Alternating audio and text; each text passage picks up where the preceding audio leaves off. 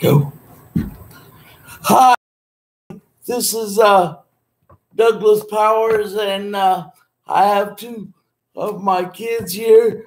Our topic today is respect of God. So, as that is the introduction, the oldest is Kaylin, the youngest, the middle of the daughters is Alicia, and now I will turn it over to the two lovely daughters of mine.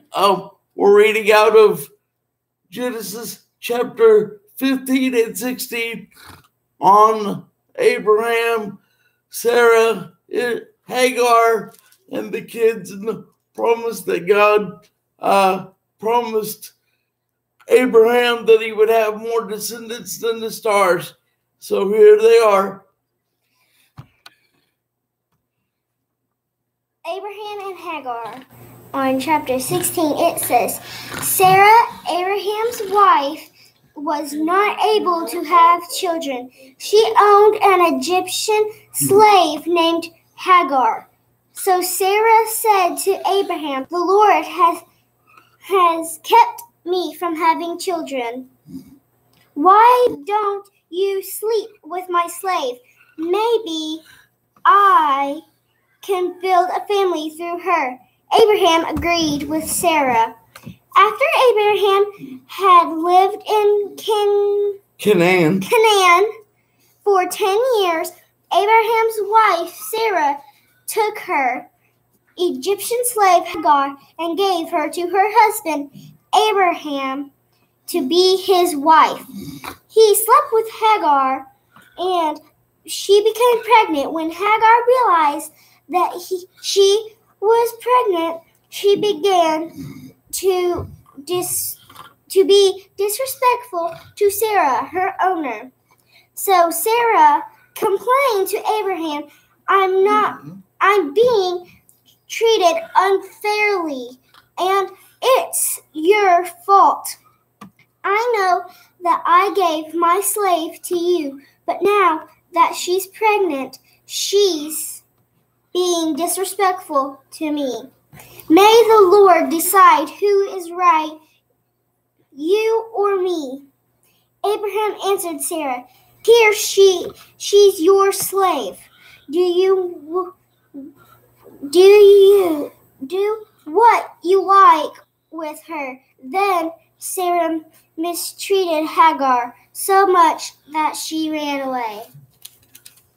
So as we see there that Sarah gave Abraham permission to have Sagar as his wife and to try to have a family through Hagar. So because Sarah couldn't have children at that point.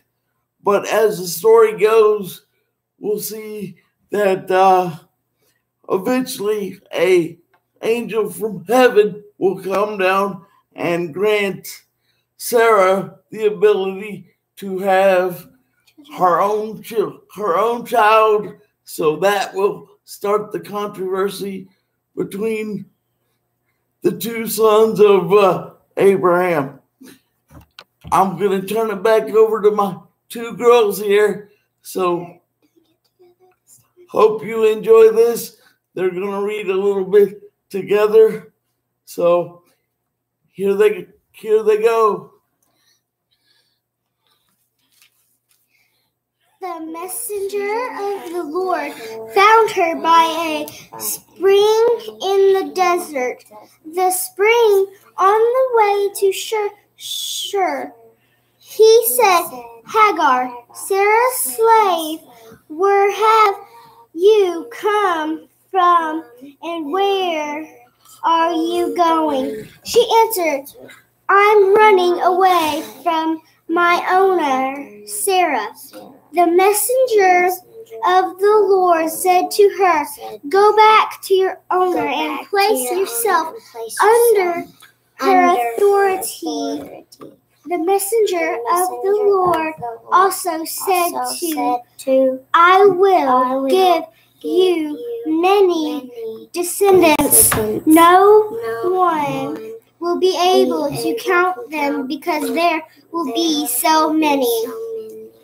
Then the messenger of the Lord said to her, "You are pregnant, and you will give birth to a son. You will name him Ishmael.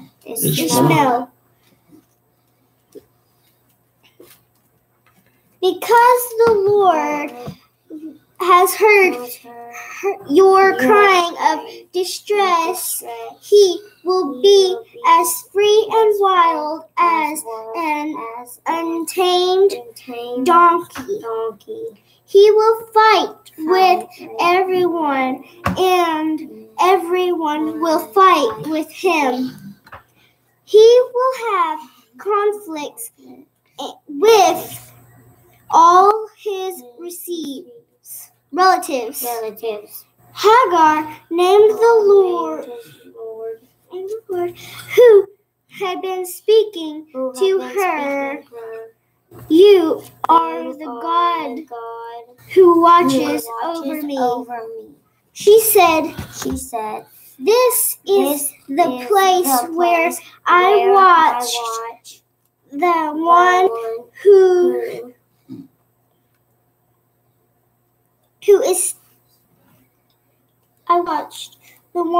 watches over me. This is why is named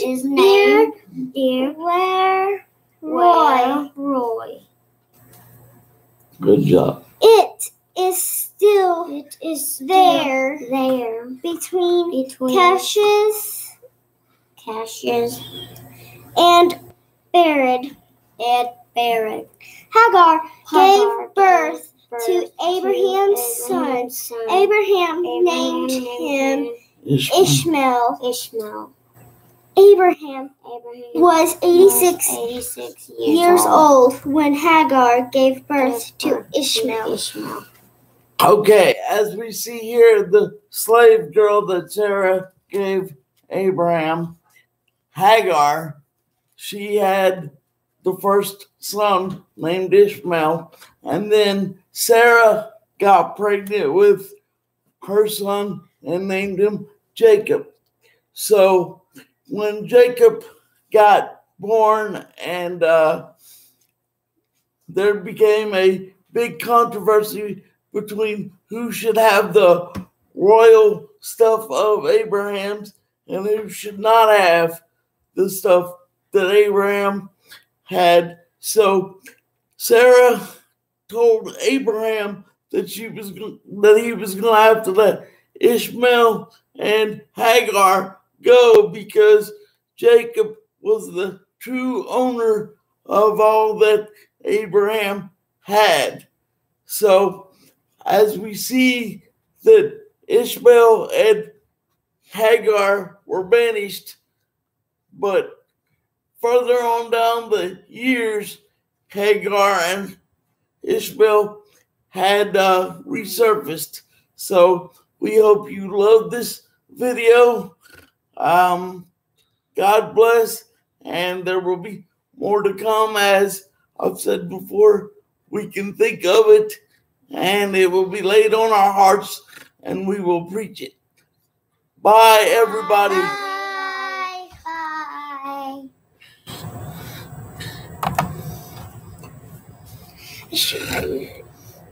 Do you want to stream? Do you want to do stream?